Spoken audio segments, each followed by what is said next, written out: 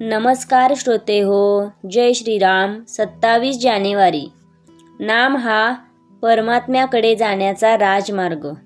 सर्व साधनात श्रेष्ठ साधन नामस्मरणच आहे, पण त्याचे महत्त्व कळत नाही. ते कळायला खरोखर भगवत कृपाच पाहिजे. आपल्या शरीरात मुख्य जसे हृदय आणि बाकीचे अवयव गौण आहेत, तसे परमार्थात मुख्य साधन नामस्मरण हे आहे आणि दुसरी साधने गौण आहेत. नाम हे मंगलात मंगल आणि अत्यंत पवित्र आहे. आपले जीवन देवाच्या हाती आहे आणि देव नामाच्या स्वाधीन आहे, हे पक्के लक्षात ठेवा.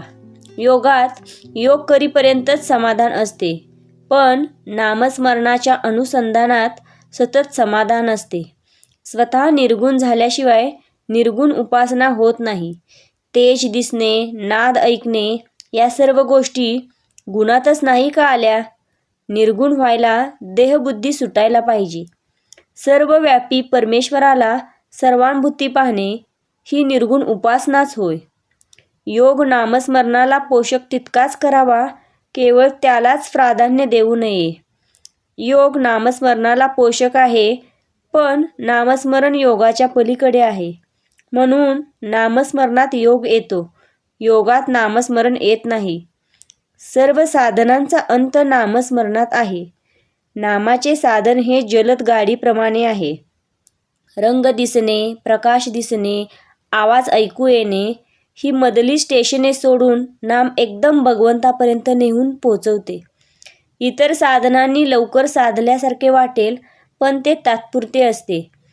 नामाने थोडा उशीर लागेल, पण जे साधेल ते कायमचेच साधेल, कारण नामाने मुळापासून सुधारणा होते.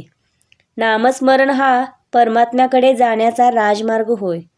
नामात एका आनंदाशिवाय दुसरे काही नाही. नामाच्या आनंदाचा झटका आला की मनुष्य स्वतःला विसरेल. तुकाराम बुवांची वाचा त्यांना अनावर झाली. ती सारखी नाम घेऊ लागली. याचा अर्थ असा की त्यांच्या कल्पनेच्या बाहेर नाम येऊ लागले. गाडी उताराला लागली की जशी अतिवेगाने येते आणि आवरत नाही, तसे हे झाले. आपल्या शक्तीच्या बाहेर कार्य होणे ही भगवंताचीच कृपा होय. 4 माणसे होती, त्या सर्वांना एकच रोग झाला होता, पण त्यांची सांपत्तिक स्थिती सारखी नव्हती. वैद्याने त्यापैकी अगदी गरीब माणसाला एक औषध तुळशीच्या रसात घ्यायला सांगितले. त्याच्यापेक्षा पैसेवाल्याला तर ते औषध मधात घ्यायला सांगितले.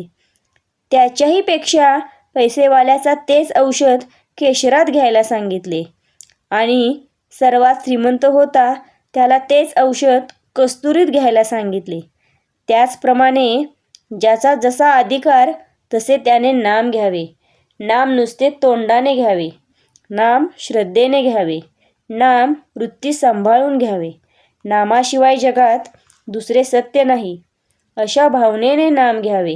सर्वांना फळ सारखेच मिळेल. श्रीराम जय राम जय